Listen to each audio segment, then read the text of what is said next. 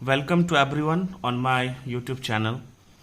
और आज मैं क्लास 10 के लिए जो वीडियो का पार्ट 2 है उसमें जो दो इम्पॉर्टेंट टॉपिक क्लास 10 के लिए है मैं वो लेकर आया हूँ, Euclid division lemma and Euclid division algorithm. तो सबसे पहले लेमा क्या है इसे जानना बेहद जरूरी है। A lemma is a proven statement used for proving another statement, यानी एक ऐसा सत्यापित कथन जिसका इस्तेमाल किसी अन्य कथन को सत्यापित करने के लिए किया जाता है। जैसे हम मैथमेटिक्स के बारे में कहते हैं कि अगर हम मैथमेटिक्स को डेली लाइफ के एग्जाम्पल से सेट करके देखें तो वो हमारे लिए आसान हो जाता है।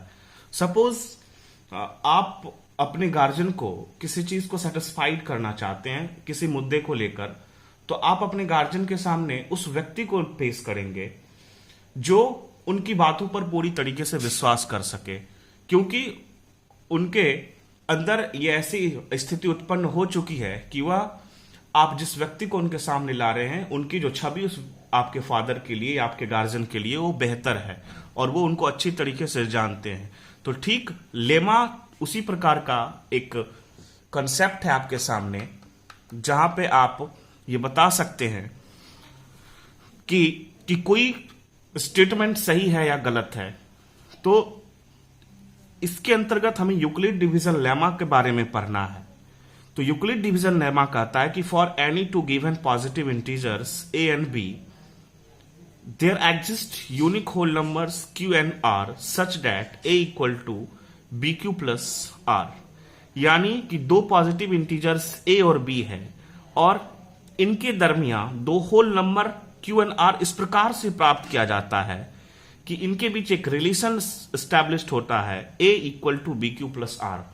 अगर हम इसे जनरल लैंग्वेज में आपके सामने प्रस्तुत करें तो कहने का सीधा सा मतलब है कि ए और बी कोई टू पॉजिटिव इंटीजर्स है in which a is greater than b, and if we divide a by b to obtain quotient as q and remainder as r, then we get a relationship a equal to bq plus r. A equal to bq plus r. This way, suppose b divides any number a in q times, there comes a number c. Suppose if we subtract a from c, we get remainder r as r. Here we call b as divisor, a as dividend, q as quotient and r as remainder.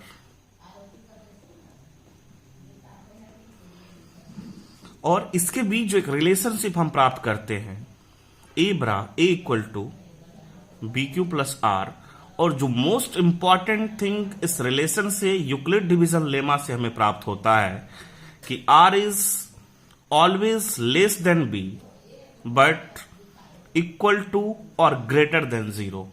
ये R का value हमेशा B जो हमारा divisor है उससे छोटा होता है, और यह या तो 0 हो सकता है या 0 से बड़ा हो सकता है। जो मोस्ट इंपॉर्टेंट थिंग जो नोट करने वाला है, हम लोग अक्सर इस चीज को डिवीजन का जो हम एग्जाम्पल देखते हैं, सपोज हम किसी नंबर को 7 से किसी नंबर 25 को हम डिवाइड करते हैं तो 7 3 जा 21, और जो हमारा ये प्राप्त होता है यहाँ पे सब्ट्रैक्ट करने के बाद हमें 4 प्राप्त होता है। तो आप अगर कंपेयर करें यहाँ पे 7 और 4 को, तो 4 is less than 7 but greater than 0।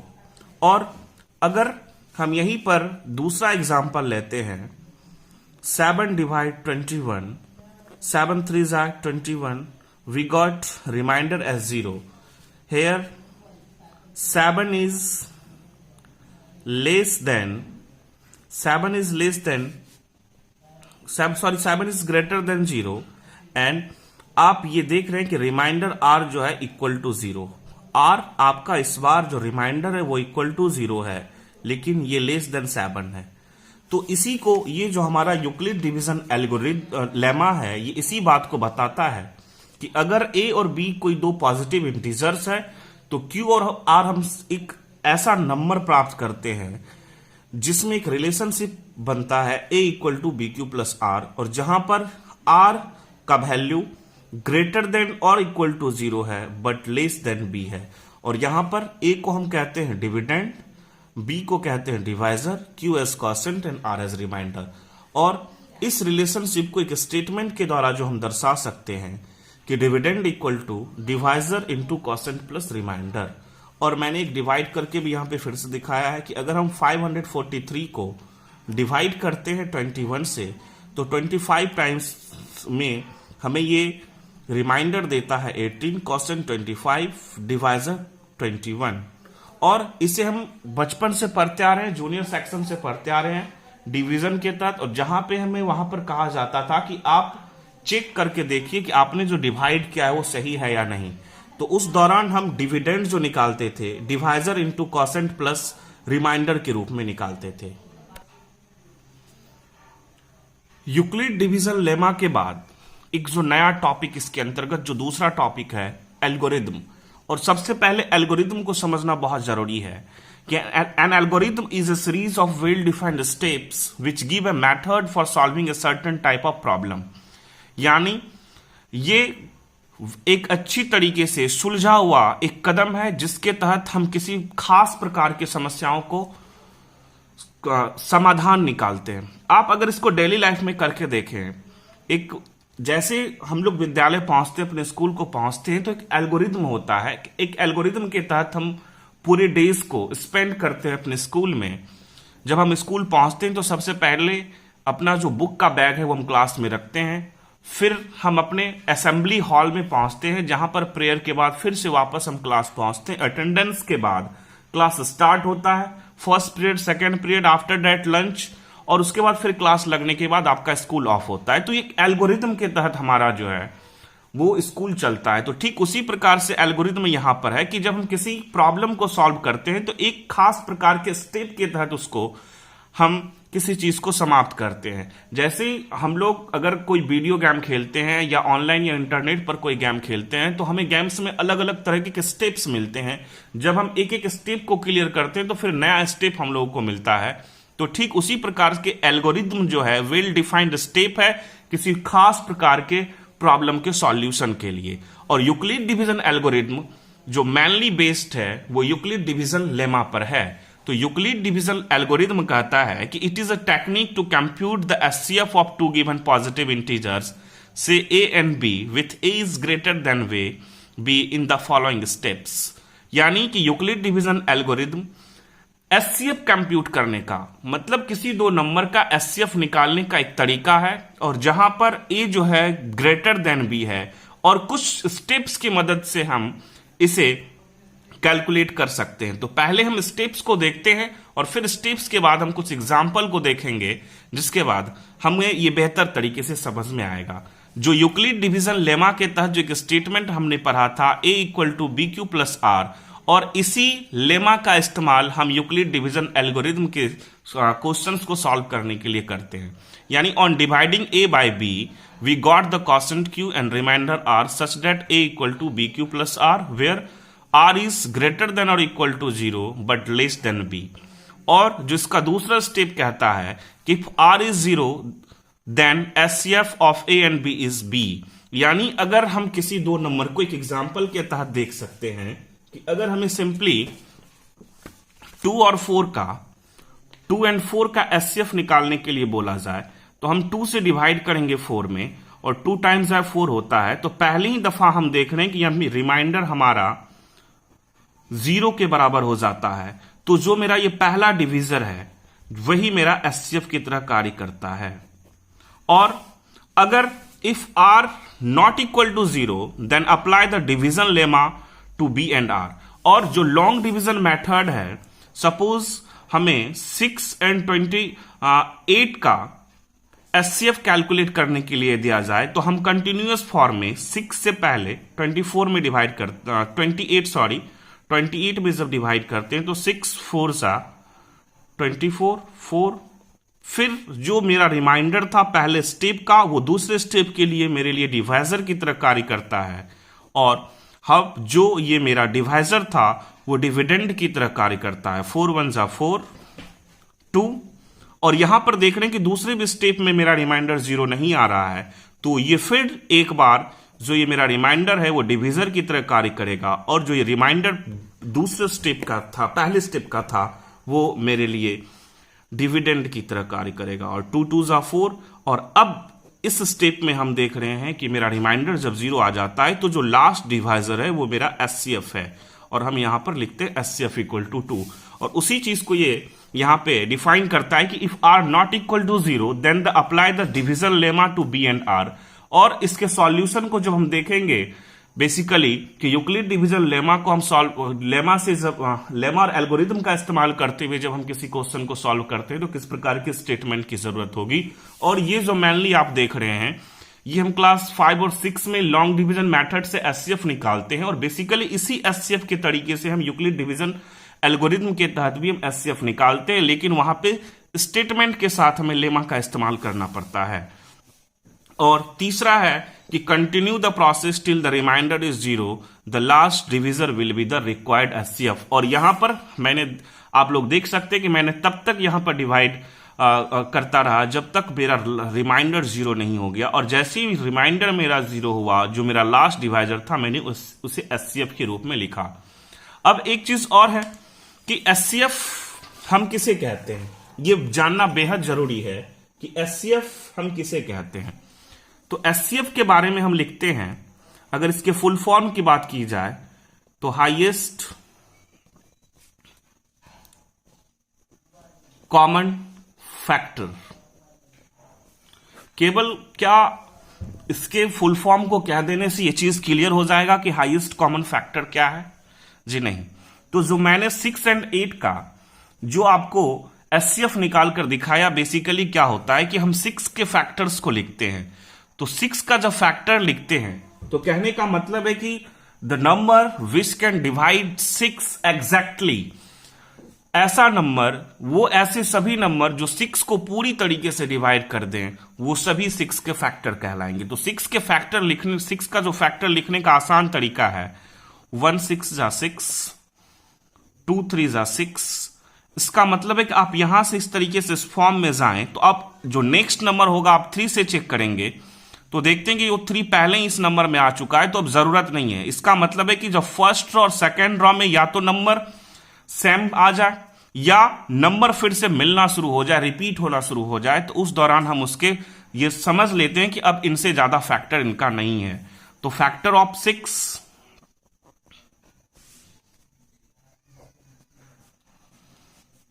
1, 2, 3 and 6। और हम इसी तरीके से 28 के फैक्टर को देखते हैं। तो 28 का फैक्टर 1 इंटू 28, 28, 2 इंटू 14, 28। अब 3 से 28 में 3 से डिविजिबल नहीं है, 4 से फिर डिविजिबल है, 4 7 जा 28, 5 से डिविजिबल नहीं है, 6 से डिविजिबल नहीं है, 7 से डिविजिबल है, बट 7 यहां पे अपीयर हो चुका है। और इसका मतलब यह है कि जो भी पॉसिबल फैक्टर 28 के थे हमने उसे नोट डाउन कर दिया है। तो फैक्टर ऑफ 28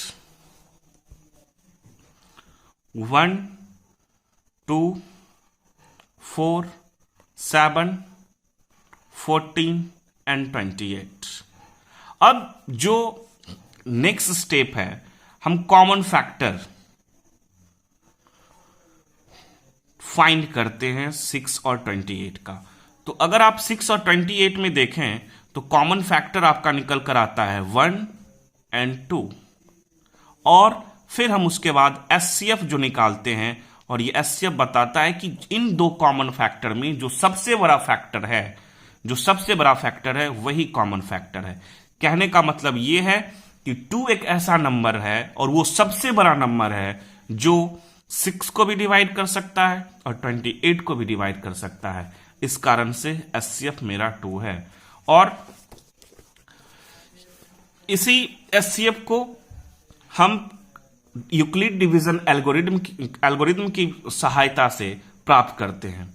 तो अब हमारे पास इस दो टॉपिक पर बेस्ड दो क्वेश्चन है, हम उस दो क्वेश्चन को सॉल्व करने की कोशिश करेंगे। पहला क्वेश्चन है कि a number when divided by 61 gives 27 as quotient and 32 as remainder, find the number। तो इसका जो प्रोसीजर है हम इस तरीके से लिखेंगे। Solution of question number first,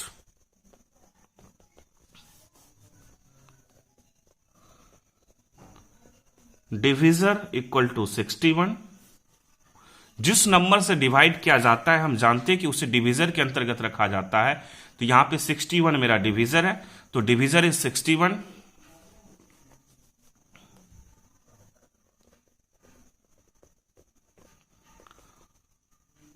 quotient equal to 27, remainder equal to 32। और जो नंबर हमें निकालना है वो ऑब्वियसली हम कह सकते हैं कि वो मेरा डिविडेंड है। तो डिविडेंड इक्वल टू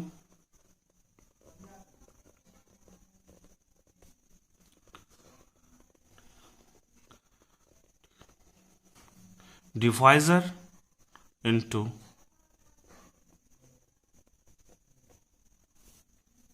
क्वोशंट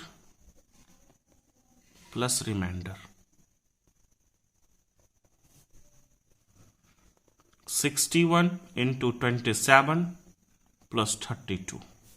61 को जब हम 27 से मल्टीप्लाई करते हैं तो 1647 प्लस 32, और ये हमें मिलता है 1679। Thus the number is 1679। ये हमारे पहले क्वेश्चन का सॉल्यूशन है। अब जो दूसरा क्वेश्चन हम देख रहे हैं यहां पे, using Euclid division algorithm find the HCF of 405 and 2050। यानी यूक्लिड डिवीजन एल्गोरिथम का इस्तेमाल करते हुए हमें 405 और 2050 का एचसीएफ प्राप्त करना है। और हम लोग को यह जानना चाहिए कि यूक्लिड डिवीजन एल्गोरिथम जो होता है, हम उसमें यूक्लिड डिवीजन लेमा का इस्तेमाल करते हुए हम यूक्लिड डिवीजन एल्गोरिथम की सहायता से हम एचसीएफ कंप्यूट करते हैं। और यही यूक्लिड डिवीजन एल्गोरिथम कहता है कि it is a technique to compute the HCF of two positive integers a and b where a is greater than b। तो हम लोग यहां पे एचसीएफ निकालते हैं 405 एंड 2520 and 405।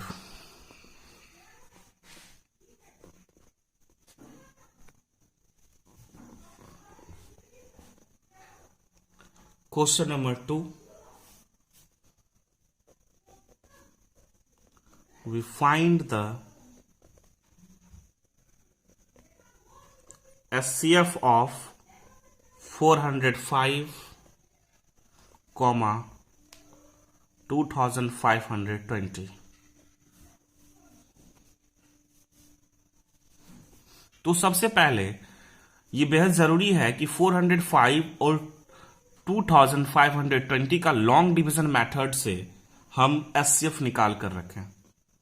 405 2520, अगर आप इसे 6 टाइम में लगाते हैं 2430, और सब्ट्रैक्ट करने के बाद आपको आता है 0 9, और फिर हम डिवाइड करते हैं 405 को 90 से, तो 4 टाइम्स में 360, और यहां पे हमें मिलता है remainder as 45। Now 90 divided by 45 2 times, now remainder is 0। तो ये जो प्रोसेस है, इस प्रोसेस को हम एक स्टेटमेंट के तहत स्टेप बाय स्टेप हम इसे लिखने की कोशिश करेंगे। तो जो मेरा पहला स्टेप होगा, step 1, since 2520 greater than 405 we divide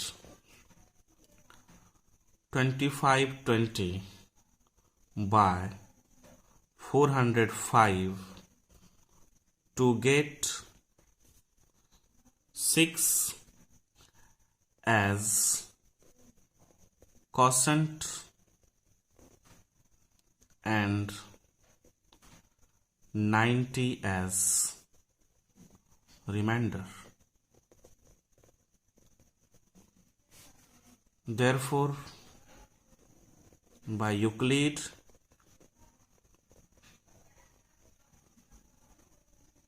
division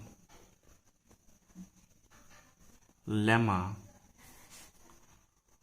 2520 equal to 405 into 6 plus 90. अब मैंने पढ़ा था कि जब तक रिमाइंडर हमारा जीरो ना हो जाए तब तक हम कंटिन्यूअस फॉर्म में इस प्रोसेस को आगे बढ़ाते जाएंगे. अब नेक्स्ट स्टेप में ये 405 जो मेरा डिवाइजर था वो नेक्स्ट स्टेप में डिविडेंड की तरह कार्य करेगा और 90 जो मेरे फर्स्ट स्टेप में रिमाइंडर की तरह कार्य कर रहा था वो डिविजर की तरह कार्य करेगा. Step 2,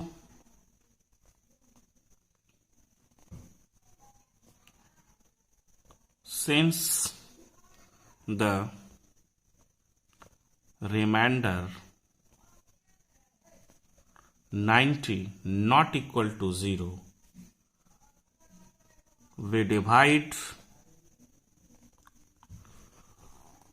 405 by 90 to get 4 as quotient and 45 as remainder. और फिर हम इसी लाइन को दोबारा लिखते हैं. इसलिए by Euclid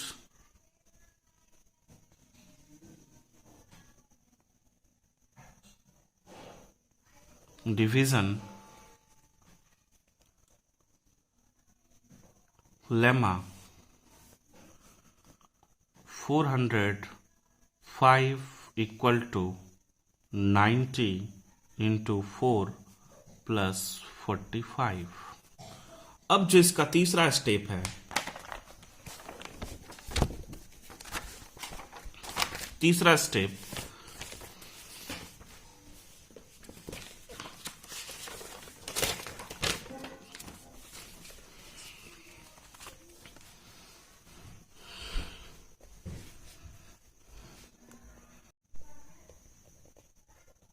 since the remainder 45 not equal to 0, we divide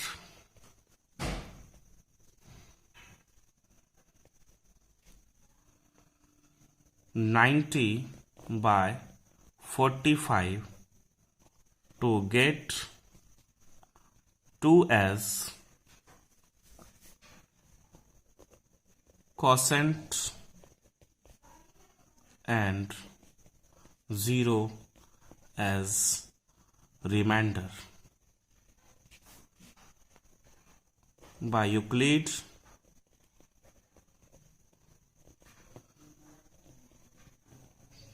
division lemma 90 equal to 45 into 2 plus 0. अब हम देखते हैं कि जो मेरा रिमाइंडर है वो 0 आ चुका है, यानी ये जो प्रोसीजर है अब हम स्टॉप कर देंगे. The remainder is now 0, so our procedure